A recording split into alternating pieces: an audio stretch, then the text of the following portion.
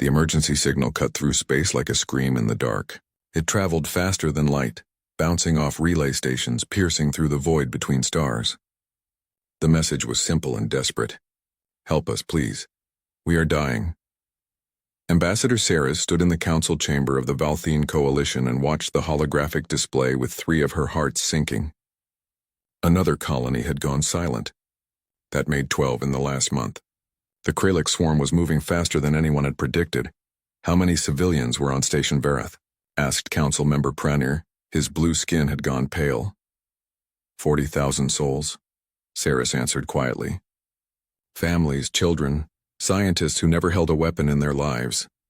The council chamber fell silent. Through the tall windows, Saris could see the capital city of Valth Prime stretching toward the horizon. Peaceful, beautiful, doomed if they did nothing. The Kraliks had appeared at their borders 6 months ago with a simple message: submit or die. The Valthene Coalition had tried diplomacy. They sent ambassadors with gifts and offers of trade. The Kraliks sent back pieces of the ambassadors in cargo containers. They tried establishing neutral zones and peace talks. The Kraliks used the ceasefires to reposition their fleets and attack from new angles. The Valthene were not warriors. Their civilization had abandoned warfare 3,000 years ago, after a devastating civil war nearly destroyed their homeworld. Since then, they had built a society based on art, science, and philosophy. They had welcomed 6 other species into their coalition, all of them sharing the same peaceful values. Together, they had created something beautiful. The Kraliks were destroying it piece by piece. "We must surrender," said Councillor Vesh. "We can negotiate terms. Surely they will allow some degree of autonomy." "They won't," Saris said firmly. She had studied the Kraliks extensively over the past months. "They don't negotiate. They conquer. They'll strip our worlds of resources, enslave our people, and move on to the next target." "Then what do you suggest?" Pren demanded. "We have no military. Our defense fleet consists of patrol ships designed to chase smugglers, not fight a war." Saris took a deep breath. "We send the distress call to every known civilization in the galaxy. Someone must be willing to help." The council debated for hours. Some argued that asking for outside help would compromise their sovereignty. Others insisted that pride meant nothing if they were all dead. Finally, as the twin suns of Valth Prime set beyond the horizon, they voted. The motion passed. Saris worked through the night crafting the message. It had to be perfect. She described the Kraliks' aggression in detail. She explained the humanitarian crisis, the refugee camps overflowing with displaced civilians, the children orphaned by the attacks. She emphasized the need for mediation, peacekeeping forces, and diplomatic intervention. The message went out to 47 different civilizations across known space. Most didn't respond. A few sent messages of sympathy but claimed they couldn't spare resources. 3 species sent medical supplies which helped but wouldn't stop plasma cannons. Then Earth responded. Saris didn't know much about humans. They were a relatively young species that had only achieved faster than light travel 200 years ago. Their planet was small and unremarkable, located in a quiet arm of the galaxy, but they had expanded rapidly, establishing colonies and trade routes with impressive efficiency. She pulled up the human files in the Coalition database. The information was limited. Earth had experienced something called world wars in their past. They had nearly destroyed themselves with nuclear weapons at one point.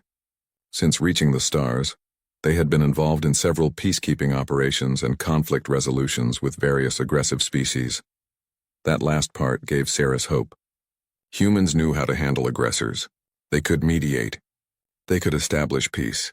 The human response came within 24 hours. It was brief. "Received your distress call. United Earth Fleet dispatching task force to your location. ETA 14 days. Hold position. Help is coming." The council chamber erupted in relief when Saris shared the news. Finally, someone was coming. Someone who understood conflicts and knew how to resolve them. The humans would surely bring negotiators, mediators, perhaps a defensive fleet to protect them while peace talks commenced. "How many ships are they sending?" asked Councillor Vesh. Saris checked the transmission data. 47 vessels according to their fleet manifest. 47. "That's more than our entire defense force," Prin said excitedly. "Surely the Kraliks will agree to negotiate when they see such a show of force." Saris nodded, though something nagged at the back of her mind. The human message had been strangely cold. No sympathetic words. No promises of diplomatic solutions. Just a statement of fact. We are coming. Over the next 2 weeks, the Kralix tightened their grip. 3 more colonies fell. Refugee ships fled toward Valth Prime, overloading the planet's infrastructure. The defense fleet managed to evacuate most civilians before the Kralix arrived, but they lost 2 ships in the process. Good vessels crewed by good people who wanted nothing more than to protect innocents. Cirrus barely slept. She coordinated relief efforts, managed supply distribution, and tried to keep hope alive among the coalition species. She also studied everything she could find about humans. The more she read, the more uneasy she became. Human history was soaked in blood. They had fought wars for thousands of years. Religion, resources, territory, ideology, it didn't seem to matter. They found reasons to kill each other with disturbing regularity. Even after achieving space travel, they had engaged in several military actions against hostile species. But they had also negotiated peace treaties. They had established the United Earth government after centuries of conflict. They had moved beyond their violent past, or so it seemed. Surely they would bring that experience to the Valthine situation. On the morning of the 14th day, Sarah stood in the observation center watching the long-range sensors. The Kralix were assembling a massive fleet at the edge of the system. Intelligence suggested they were preparing for a final assault on Valth Prime itself. After this, the coalition would cease to exist. Then the sensors lit up with new contacts. 47 human ships dropped out of faster-than-light travel at the outer system boundary. Cirrus felt relief flood through her. They had arrived. The humans were here. But as the sensor data refined and the ship classifications came through, her relief turned to confusion. These weren't medical vessels or diplomatic transports. Every single ship was a warship. Destroyers, cruisers, carriers, and 3 massive battleships that bristled with weapons. Why would they bring a war fleet to a peacekeeping mission? Pren whispered beside her. Sarah didn't have an answer. She watched as the human fleet moved into formation with military precision. They didn't slow down. They didn't hail the coalition asking for diplomatic briefings. They simply advanced toward Valth Prime at combat speed. A transmission came through on the priority channel. A human face appeared on the screen. He was older, with gray hair and hard eyes that had seen too much. His uniform was crisp and decorated with symbols that Saris assumed were military honors. This is Admiral Marcus Chen of the United Earth Fleet. We received your distress call. We're here to help. Transmit current tactical data on hostile forces, not enemy positions for negotiation. Hostile forces, tactical data, the language of war, not peace. Saris felt her 3 hearts beating faster. She had asked for help. The humans had answered, but looking at that fleet, at those weapons, at that admiral's cold expression, she suddenly wondered what kind of help was actually coming. Thank you, Admiral, she managed to say. We're transmitting all data now. When can we begin diplomatic outreach to the Kralix? Admiral Chen's expression didn't change. Ambassador, we tried contacting them on our way in. They told us to leave your system or be destroyed. And what did you respond? Saris asked, though part of her already knew. The Admiral smiled, but there was no warmth in it. We told them we'll see them soon. The transmission ended. Saris stared at the blank screen, then back at the sensor display showing the human fleet. 47 warships loaded with enough firepower to crack a planet. She had called for help. She had expected diplomats and mediators. Instead, humanity had sent its warriors. The human flagship was nothing like Saris had imagined. She had visited coalition military vessels before, back when they still maintained a token defense force. Those ships had been clean and bright, with art displays in the corridors and meditation chambers for crew wellness. The ships felt more like flying universities than instruments of war. Admiral Chen's flagship, the Vengeful Spirit, was different. The shuttle bay where Saris landed was purely functional. Gray metal walls, harsh lighting. The deck crew moved with practiced efficiency, wearing armor even inside the ship. Every person she saw carried a sidearm. Through an open maintenance hatch, she glimpsed what looked like missile racks. A young human woman met her at the shuttle ramp. She wore a dark uniform with lieutenant's insignia and had a professional smile that didn't quite reach her eyes. Ambassador Saris, welcome aboard. I'm Lieutenant Park. The Admiral is waiting for you in the command center. This way, please. Saris followed her through corridors that hummed with barely contained energy. She passed crew members who nodded respectfully but never stopped working. Through doorways, she saw armories stocked with rifles and heavier weapons. One room was filled entirely with sealed containers marked with symbols she didn't recognize, but that made her skin crawl. "Are those what I think they are?" she asked, stopping to look.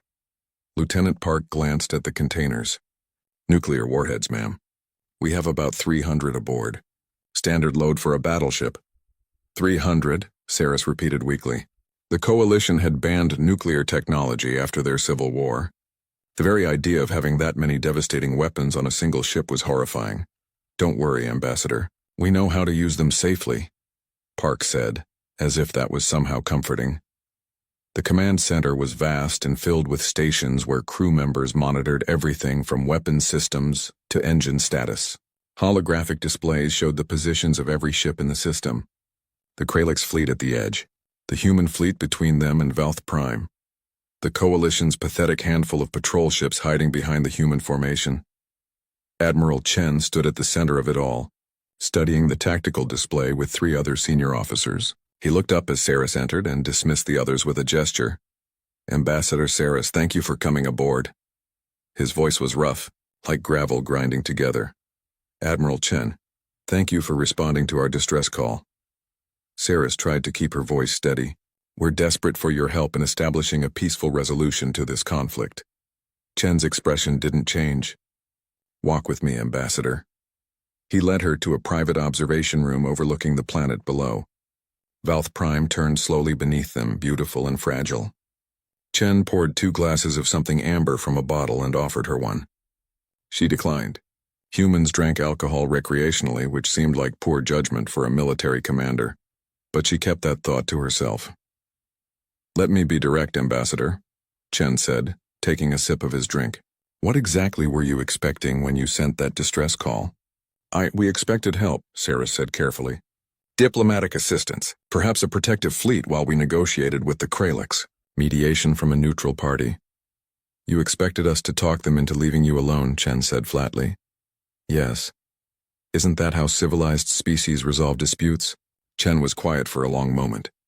Then he pulled up a file on his tablet and handed it to her. "This is the communication log from our first contact with the Kralix. We sent it 3 days ago as we entered your sector." Saris read the message. It was professional and diplomatic. The humans identified themselves, stated their intention to provide humanitarian assistance to the Valthine Coalition, and requested the Kralix withdraw from Coalition space to allow for peace negotiations. The Kralix response was brief. "Leave or die. There is nothing to negotiate. These worlds are ours now." The humans had sent a second message asking for at least a ceasefire to evacuate civilians. The Kralix hadn't bothered to respond to that one. "They won't negotiate," Chen said quietly. "We've seen species like this before. The only thing they understand is force." "But there must be a diplomatic solution," Saris insisted. "Every conflict can be resolved through dialogue if both parties have to want dialogue," Chen interrupted. "The Kralix don't. They want your worlds. They want your resources. They want your people as slaves or corpses. Which do you prefer?" The bluntness shocked her. You can't just assume violence is the only answer." Chen took another sip of his drink. "Tell me, Ambassador, before you sent out that distress call, how many times did you try talking to the Kralix?" "Dozens of times. We sent ambassadors, we offered trade agreements. We suggested neutral territory for peace talks. And they killed your ambassadors. Ignored your offers and used your ceasefires to reposition their forces," Chen finished. "How many of your people have died while you tried to talk?" Saris felt anger flash through her. "Over 200,000. But that doesn't mean we should abandon our principles. Violence only creates more violence." "You're right," Chen said, surprising her. "Violence does create more violence. That's why we need to make sure the Kralix understand that attacking the Valthine Coalition will result in so much violence directed at them that they never want to try it again." "That's barbaric," Saris whispered. "That's effective." Chen pulled up another display.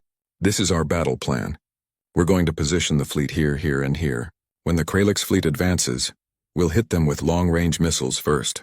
That should reduce their numbers by 20% before they can return fire. Then we'll close to weapons range and engage directly." Saris stared at the plan in horror. The human formation was designed to maximize casualties. They weren't planning to defend. They were planning to attack. To kill. This is genocide, she said. You're talking about wiping out their fleet. I'm talking about stopping them from wiping out your civilization, Chen corrected. Every Kralik ship we destroy is a ship that can't bomb your colonies or enslave your people. Every Kralik soldier who dies here is one who won't kill your children. We didn't ask for this, Sarah said desperately. We asked for help, not massacre. Chen's expression hardened. You asked for help. This is what help looks like when talking has failed. You called Earth because you knew we've dealt with aggressive species before. You read our history.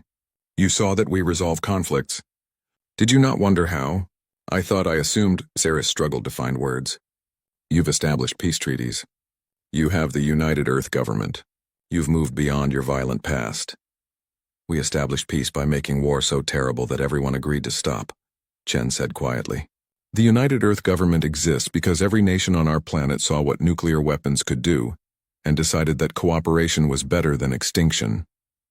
We moved beyond our violent past by learning how to direct that violence at threats instead of each other. He turned back to the tactical display.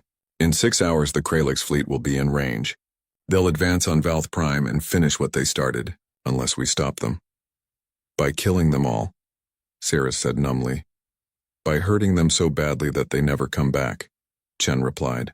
Ambassador, I understand this isn't what you wanted. You wanted a peaceful solution. I wish I could give you that. But the Kralix made their choice when they rejected every attempt at diplomacy. When they killed your ambassadors. When they murdered 200,000 of your civilians, they chose this. And what gives you the right to choose death for them? Sarah demanded. Chen looked at her with those hard, tired eyes. You did. When you sent that distress call. When you asked for help. You gave us the right to defend you using the methods we know work. You just didn't ask what those methods were. A warning tone sounded through the ship. Lieutenant Park's voice came over the intercom. Admiral, sensors detect the Kralix fleet beginning their advance. They're moving toward Valth Prime at attack speed. Chen moved to the window and looked out at the distant specks of light that were enemy ships. This is your last chance, Ambassador. You can ask us to stand down. We'll withdraw our fleet and leave you to negotiate with the Kralix on your own terms. Or you can let us do what we came here to do. Saris looked down at her homeworld. She thought of the 200,000 dead. The millions more who would die if the Kralix weren't stopped. She thought of children in refugee camps, families torn apart, entire colonies reduced to rubble and ash. She thought of her principles. The values that had defined Valthine civilization for 3,000 years. Peace, diplomacy, the sanctity of life. Then she thought of what would happen to all of that if the Kralix won. Do what you have to do, she whispered. Save my people. Admiral Chen nodded slowly.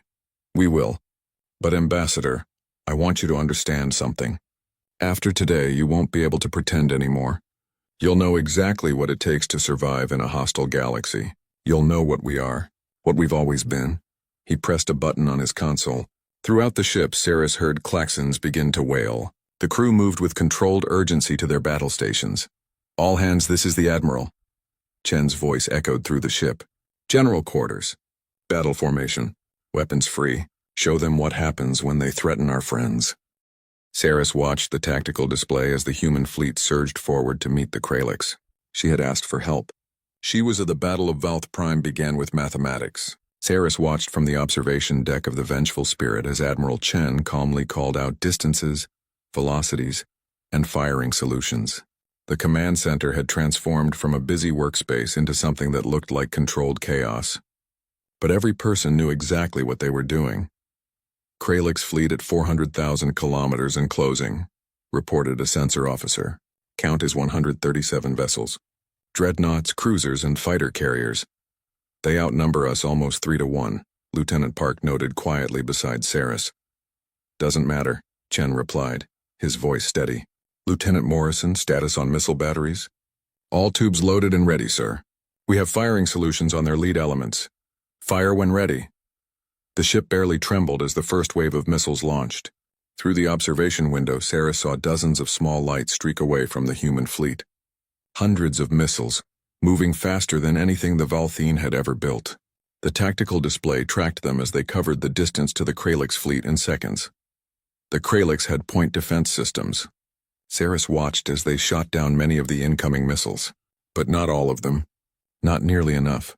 Explosions blossomed in the darkness of space, silent, beautiful, deadly.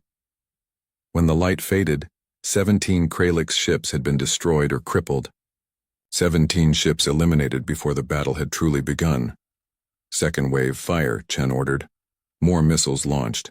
The Kralix were ready this time, their point defense working overtime. They shot down more missiles, but again, not all. Another 12 ships took critical damage. The Kralix formation wavered but continued forward. They're not running, Saris said, surprised. They're committed, Chen replied. They see us as just another obstacle. They'll learn. The Kralix fleet opened fire. Their plasma weapons lit up space with green and yellow energy. The beams crossed the distance between fleets in seconds. Saris gripped the railing as the first shot struck the human ships. The shielding absorbed most of it, but not all. One human destroyer took a direct hit that punched through its armor. Atmosphere vented into space. The ship listed but kept moving, kept fighting. Damage report on the Resolute, Chen demanded. Hull breach on decks 4 through 6. They're sealing it now. Weapons systems still operational. Chen nodded as if this was expected, as if losing a portion of a ship and everyone on those decks was just part of the plan. Saris felt sick. All ships close to engagement range. Fighter wings, you are cleared for launch. The human carriers opened their bays. Hundreds of small craft poured out, moving in formations that looked like schools of predatory fish. They streaked toward the Kralix fleet while the larger ships followed at attack speed. The Kralix launched their own fighters. The space between the two fleets became a chaotic mess of dogfights, explosions, and debris. Saris couldn't follow it all. The tactical display was too cluttered, too fast, too violent. What shocked her most was the human tactics. Valthene doctrine, back when they still had military doctrine focused on preservation, protect your ships, minimize casualties, fight defensively and withdraw if losses became too heavy. Humans fought like they had nothing to lose and everything to prove. She watched a human destroyer, with critical damage, deliberately ram itself into a Kralix cruiser. Both ships exploded in a fusion reaction that lit up space like a newborn star. The human captain had sacrificed his entire crew to take out an enemy vessel. Did that commander just commit suicide? She asked, horrified. Captain Rodriguez knew his ship was done, Lieutenant Park explained. Life support was failing. Rather than let his crew die slowly, he took an enemy ship with him. They'll get full honors when we get home. That's insane, Saris whispered. That's duty, Park corrected gently. The main fleets collided. At this range, the weapons became even more brutal. Railguns fired slugs of metal at relativistic speeds. Missiles with nuclear warheads detonated in close proximity. Energy weapons carved through hulls like knives through flesh. The Kralix were good. Saris had to admit that. They were experienced warriors who had conquered dozens of species. They fought with skill and ferocity, but the humans fought like devils. A Kralix dreadnought disabled a human cruiser with a devastating broadside. Before the Kralix could finish it off, 2 human destroyers moved to protect their wounded comrade. They positioned themselves directly between the enemy dreadnought and the damaged cruiser. Taking fire meant for their fellow ship. Both destroyers were destroyed. The cruiser survived. Why? Saris asked. Why sacrifice 2 ships to save one? Because those are our people, Chen replied without looking away from the display. We don't leave anyone behind. Another Kralix ship, this one a carrier, tried to flank the human formation. Admiral Chen dispatched a single battleship to intercept it. Saris watched as the battleship, the Indomitable, charged directly at the carrier despite being outnumbered by the carrier's escorts. The Indomitable took horrific damage. Its shields failed. Its armor was breached in multiple places. Fires burned in its interior, but it kept moving forward, its weapons never stopping. When it reached the Kralix carrier, the Indomitable opened up with everything it had at point-blank range. The carrier's shields collapsed under the assault. Its hull split open. Secondary explosions rippled through its structure. The carrier tried to retreat, but the Indomitable followed like a predator chasing wounded prey. Even as the battleship lost atmosphere, even as systems failed, it kept firing. The carrier tried to escape into faster-than-light travel. The Indomitable's final action was to fire its remaining missiles directly into the carrier's jump engines. Both ships vanished in an explosion that registered on sensors across the entire star system. All Hands on the Indomitable are lost, a communications officer reported quietly. The command center fell, silent for exactly 3 seconds. Noted in the log, Chen said. They bought us the flank. Continue the attack, Sarah stared at him. You're not even going to acknowledge that over 1,000 people just died? I'll mourn them when the battle is over, Chen replied coldly. Right now I need to make sure they didn't die for nothing. The battle raged for 2 more hours. The space around Valth Prime became a graveyard of broken ships and frozen corpses. The Kralix fought hard, but the humans fought harder. Every time the Kralix adapted to human tactics, the humans changed their approach. Every time the Kralix tried to gain an advantage, the humans countered with something unexpected and usually violent. The Kralix tried to use their biological weapons, releasing clouds of engineered viruses meant to infiltrate human ships through ventilation systems.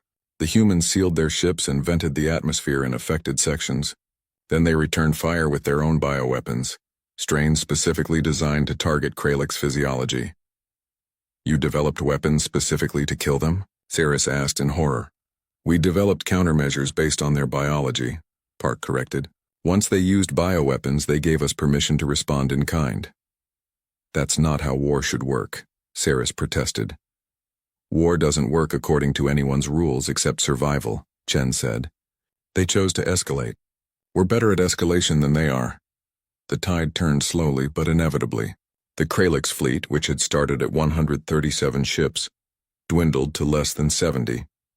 Then 50, then 30. The human fleet, which began at 47 ships, was down to 31 operational vessels and another 8 damaged but still fighting. The casualties were terrible on both sides, but the Kralix were losing faster. Finally, the Kralix commander sent a transmission. It appeared on the main display, a reptilian face with multiple eyes and sharp teeth. The alien looked shocked, angry, afraid. We withdraw, the Kralix commander hissed. You have won this engagement. We will leave coalition space. No, Admiral Chen replied simply. The Kralix commander's eyes widened. We are offering terms of withdrawal. This is customary among warrior species. You should have thought about that before you killed 200,000 Valthine civilians, Chen said coldly. Before you rejected every diplomatic offer. Before you told us to leave or die. We don't accept your withdrawal. We accept only your surrender. We do not surrender. We will regroup and return with greater force. No, you won't. Chen gestured to his weapons officer. Target their engines. All remaining ships. Disable them. Sir, they're trying to retreat, the weapons officer said, seeking confirmation. I know. Disable them anyway. The human fleet opened fire on the retreating Kralix vessels. They targeted propulsion systems specifically, leaving the ships crippled and drifting. The Kralix fired back desperately, but they were broken and scattered. Within an hour, every surviving Kralix ship was disabled and helpless. Saris watched the tactical display in stunned silence. The battle was over. The Kralix fleet was destroyed. Valth Prime was saved. But the cost was written in the debris field that now orbited her homeworld. Human ships drifted, their crews dead. Thousands of fighters had been destroyed. An entire battleship had sacrificed itself. And the Kralix ships sat disabled in space, their crews trapped and helpless. What happens to them now? Cirrus asked quietly. Admiral Chen stood looking. 3 days after the battle, Sarah stood in her office watching the news feeds with growing unease. The Valthine people were celebrating. Streets filled with crowds cheering the human victory. Banners and displays showed Admiral Chen's face alongside messages of gratitude. Children waved human flags they had made from cloth and imagination. Her people were grateful. They should be. The humans had saved them from extinction. But Saris couldn't shake the feeling that something was very wrong. The human fleet hadn't left. More ships kept arriving through faster-than-light jumps. Supply vessels, troop transports, intelligence ships. Instead of 47 warships, there were now over 70 human vessels in coalition space, and they were hunting. Counselor Pren entered her office without knocking, his blue skin flushed dark with anger. Have you seen the latest reports? Which ones? Saris asked tiredly. She hadn't slept properly in days. The humans pursued 3 Kralix ships that escaped the battle. They tracked them back to a supply depot in neutral space and destroyed it. Completely. Every ship, every station, every installation. Saris felt cold. That's beyond coalition borders. Beyond our jurisdiction. Exactly. They didn't ask permission. They didn't inform us. They just went and destroyed it. Pren pulled up images on his tablet. The supply depot had been a major installation. Now it was debris and frozen corpses floating in space. There's more, Pren continued. Human intelligence vessels have been scanning Kralix communications. They've identified the locations of military bases, supply lines, and command centers deep inside Kralix territory, and Admiral Chen is planning to strike them. That's not defense, Saris said quietly. That's invasion. That's revenge, Pren corrected bitterly. The humans aren't satisfied with just defeating the fleet that attacked us. They want to cripple the entire Kralix Empire. Saris contacted the vengeful spirit immediately. She needed to talk to Admiral Chen, to understand what was happening, to stop this before it went too far. Chen received her in the same observation room where they had talked before the battle. He looked tired, with dark circles under his eyes, but his expression remained as hard as ever. Ambassador Saris, what can I do for you? You can explain why human forces are attacking targets outside coalition space without authorization, Saris said, her voice sharp. You can explain why you're invading Kralix territory when we only asked you to defend our worlds. Chen poured himself a drink. The same amber liquid from before. He didn't offer her any this time. We're neutralizing future threats. You're escalating a conflict that we wanted to end, Saris countered. The Kralix fleet is destroyed. Our worlds are safe. Why continue fighting? Because the threat isn't eliminated, Chen said patiently as if explaining something obvious to a child. We destroyed one fleet. The Kralix Empire has dozens more. If we stop now, they'll regroup and come back in a year or 5 years or 10 years. And next time, humans might not be around to help. So you're taking it upon yourself to decide the fate of an entire empire, Saris demanded. We didn't ask for this. We didn't authorize this. You asked us to save you, Chen replied. That's what we're doing. But we're not going to do a half job. We're going to make sure the Kralix never threaten you again. That requires destroying their ability to wage war. It requires genocide, Saris said, the word bitter on her tongue. Chen's eyes flashed with anger for the first time. Genocide is what the Kralix were planning for you. We're engaging military targets only. Command centers, shipyards, military bases. We're not bombing civilian populations or enslaving their people. That's what they did to you. The difference is just a matter of degree, Saris insisted. No, Ambassador. The difference is everything. Chen set down his drink. Let me tell you about Earth's history. About the wars we fought. We've committed atrocities. We've done terrible things to each other. We know what true genocide looks like because we've done it. We've also learned from those mistakes. We've established rules of warfare. Protections for civilians. Laws about acceptable targets. He pulled up tactical displays showing the human operations. Every target we've hit has been military. Every strike has been measured to minimize collateral damage. We're dismantling their war machine, not their civilization. You're still making that decision for them, Saris argued. For us, for everyone. Someone has to, Chen said quietly. The Kralix made their choice when they attacked you. They demonstrated what they are, a threat, and threats need to be eliminated before they can harm anyone else. And what makes you the judge of who is a threat? Saris demanded. What gives humans the authority to decide which civilizations live and which die? Chen looked at her for a long moment. The fact that we're willing to do it. The fact that we can do it. And the fact that you called us when you needed someone who could. He walked to the window overlooking space. In the distance, Saris could see Valth Prime turning peacefully. Safe because of human violence.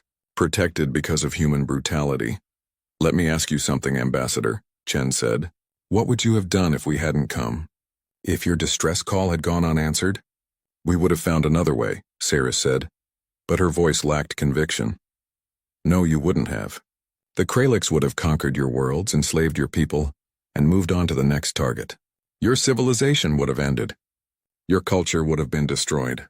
Everything you value would have been lost. At least our principles would have remained intact, Saris said. Chen laughed. It was a harsh sound. Principles don't mean anything if you're dead. The Kralix don't care about your values. They don't respect your pacifism. They see it as weakness to be exploited. He turned back to face her. You want to know the ugly truth, Ambassador? Peace only exists because someone is willing to defend it. Someone has to be willing to do violence so that others can live without violence. That's what humans are. We're the ones who get our hands bloody so yours can stay clean. I never asked for that, Cirrus whispered. Yes, you did. When you sent that distress call. When you asked for help. You asked us to solve your problem. You just didn't want to know how we solve problems. A communication came through on Chen's tablet. He glanced at it and nodded. We've located the Kralix High Command. It's a space station in their home system. We're preparing to strike it. You can't, Cirrus said desperately. That's their government. Their leadership. Destroying it would throw their entire empire into chaos. That's the point, Chen said calmly. Chaos means they can't organize another attack. Chaos means they'll be too busy fighting among themselves to threaten anyone else. Chaos gives you time to rebuild and strengthen your defenses so you never need to call for help again. People will die, Cirrus said. Innocent people who had nothing to do with the attacks on Coalition space. Probably, Chen admitted. War is imperfect. We'll do our best to minimize civilian casualties, but there will be collateral damage. There always is. But those deaths will prevent the deaths of millions of your people in future attacks. How can you live with that? Cirrus asked. How can you make those calculations? Decide whose lives matter more? Chen was quiet for a moment. When he spoke, his voice was softer, sadder. We live with it because someone has to, because the alternative is worse, because if we don't make those hard choices, civilizations like yours disappear. He pulled up more displays. After we strike the High Command, we're going to hit their major shipyards. There are 3 of them. They produce the warships used to conquer other species. Without those shipyards, the Kralix ability to wage offensive war drops by about 70%. You've already planned all of this, Cirrus realized. Before we even asked. You came here knowing you would do this. We came here knowing we would do whatever was necessary to protect you, Chen corrected. This is necessary. We've seen empires like the Kralix before. If you don't break them completely, they come back stronger. And what if you're wrong? Cirrus challenged. What if this just makes them more desperate? More angry? What if they come back in 20 years with even more fury? Then we'll be here again, Chen said simply. And we'll stop them again. As many times as it takes for them to learn that some species are off limits. Cirrus felt tears forming in her eyes. 3 of them. Her species cried with 3 tears, 1 from each eyelid. We just wanted peace. We just wanted to be left alone. I know, Chen said, and for the first time she heard genuine sympathy in his voice. But wanting peace isn't enough. You need the strength to defend it. You need the will to fight for it. Or you need allies who have that strength and will. He gestured to the human fleet visible through the observation window. This is what it costs, Ambassador. This is what survival looks like in a hostile galaxy. It's ugly. It's brutal. It's unfair. But it works. At what price? Cirrus asked. Whatever the price is, it's less than extinction, Chen replied. Over the next week, the human campaign against the Kralix Empire unfolded with ruthless efficiency. They struck the High Command Station, killing most of the Kralix leadership. They destroyed 2 of the 3 major shipyards. They crippled supply lines and disrupted communications networks. The Kralix Empire, which had seemed so powerful and unstoppable, fractured. Regional commanders fought among themselves for control. Border territories declared independence. Client species that had been subjugated by the Kralix saw an opportunity. 4 weeks after the battle, the human fleet prepared to depart. The celebration parades had ended. The memorials for the fallen had been completed. The Kralix Empire was shattered and no longer a threat. It was time for the humans to go home. Cirrus stood at the spaceport watching the last shuttle loads of human personnel board their transports. The soldiers and crew members moved with the same efficient precision they had shown during the battle. No wasted motion. No unnecessary conversation. They completed their tasks and departed. They were professionals, Cirrus had to admit. Terrifying professionals who had saved her people through methods that still gave her nightmares. The Galactic news networks had been covering the Kralix situation extensively. Other civilizations were taking notice. Some praised the humans as heroes and protectors. Others expressed concern about humanity's willingness to use overwhelming force. A few species had quietly begun diplomatic overtures to Earth, seeking defense pacts and military alliances. Humanity's reputation had changed overnight. They were no longer seen as just another spacefaring species trying to find their place in the galaxy. They were now recognized as something dangerous. Something powerful. Something that could break empires if provoked. Counselor Pren joined Saris at the observation deck overlooking the landing pads. The Council wants to offer the humans a formal defense treaty. Military cooperation in exchange for protection. We're buying security with someone else's violence, Saris said quietly. We're accepting reality, Pren corrected. The galaxy isn't the peaceful place we pretended it was. Species like the Kralix exist, and we can't defend ourselves against them. So we hire humans to do our fighting for us, Saris said bitterly. Is that so different from what we already did? Pren asked. We called them when we needed help. Now we're just making it official. Saris didn't have a good answer to that. She had made the choice to accept human help. She had given Admiral Chen permission to save her people using his methods. She couldn't pretend now that she bore no responsibility for what followed. A message came through on her communicator. Admiral Chen wanted to meet with her one last time before the fleet departed. Saris took a shuttle up to the Vengeful Spirit, making the journey she had made several times over the past weeks. The ship felt different now, less intimidating. She understood it better, understood what it represented. Chen received her in his office rather than the observation room. The space was smaller, more personal. Pictures of Earth decorated one wall. His family, Saris realized. A woman and 2 children smiling at the camera. Another image showed a younger Chen in military uniform standing with a group of soldiers, all of them grinning despite visible combat damage to their surroundings. My wife and kids, Chen said, noticing her looking at the pictures. And my unit from the Mars Rebellion 20 years ago. Half of them are dead now. I'm sorry, Saris said automatically. Don't be. They died doing what they believed in, protecting people who couldn't protect themselves. He gestured to a chair. Sit, please. I wanted to talk before we left. Saris sat down, suddenly feeling very tired. I suppose you want me to thank you again? Actually, I wanted to apologize. That surprised her. For what? Chen leaned back in his chair. For not being what you expected. For not solving your problem the way you wanted it solved. For forcing you to confront some ugly truths about the galaxy. You saved my people, Saris said. That's what matters, is it? Chen asked. You don't look like someone whose people were saved. You look like someone whose worldview was shattered. Saris felt those 3 tears forming again. We built our entire civilization on the principle that violence is never the answer. That peace can always be achieved through dialogue and understanding. And then you came and proved that sometimes violence is the only answer. Not the only answer, Chen said gently. The last answer. Violence should always be the last resort after everything else has failed. But when it is the last resort, you can't hesitate. You can't use half measures. You have to be willing to do what's necessary. How do you know when everything else has failed? Saris asked. When do you decide it's time to stop talking and start killing? Chen was quiet for a moment. That's the hardest question any civilization faces. For us, the answer came from bitter experience. We tried appeasement. We tried ignoring threats. We tried believing that everyone wanted peace as much as we did, and we learned through blood and fire that some beings only respect force. He pulled up a file on his tablet. This is a report from our xenopsychology team. They studied the Kralix extensively during our campaign. Do you know what they found? Saris shook her head. The Kralix literally cannot comprehend pacifism. Their brain structure, their cultural evolution, their entire society is built around dominance hierarchies, maintained through violence. When you sent ambassadors offering peace, they interpreted it as submission. When you established ceasefires, they saw weakness. Every diplomatic gesture you made reinforced their belief that you were prey.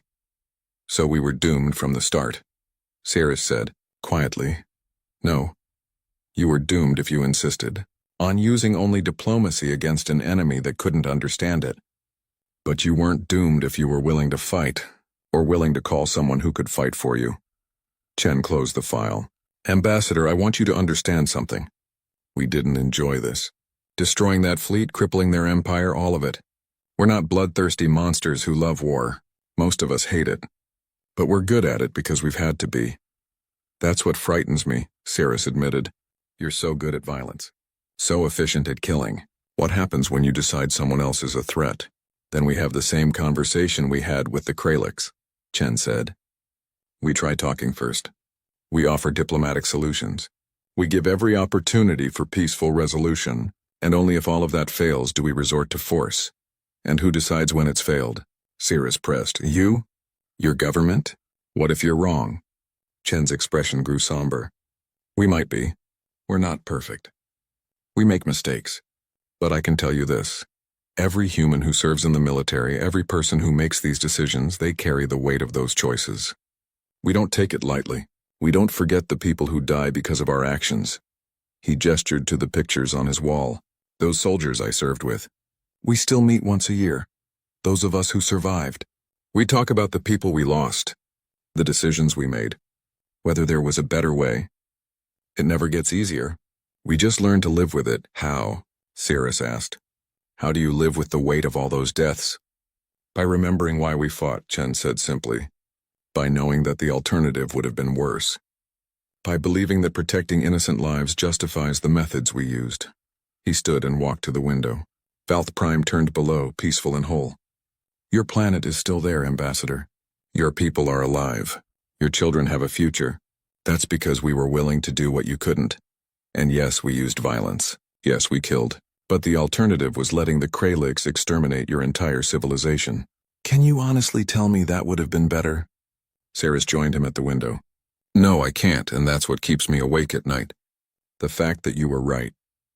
That violence was necessary. That all our principles and values meant nothing against someone who wanted to destroy us. Your principles still matter, Chen said. They're why we came. They're why we fought. A universe where civilizations like yours can exist and thrive. That's worth protecting. We don't want every species to become like us. We don't want everyone to embrace violence and warfare. We want species like yours to maintain your values, your pacifism, your dedication to peace. We just want you to understand that someone needs to guard those values from those who would destroy them. Is that how you see yourselves? Cirrus asked. As guardians? More like guard dogs, Chen said with a slight smile. We're not pretty. We're not nice. We're dangerous and we make people uncomfortable. But when the wolves come, you're glad to have us around. A communication alert sounded. The fleet was ready to depart. Chen straightened his uniform and picked up his tablet. I have something for you before I go, he said, handing her a data chip.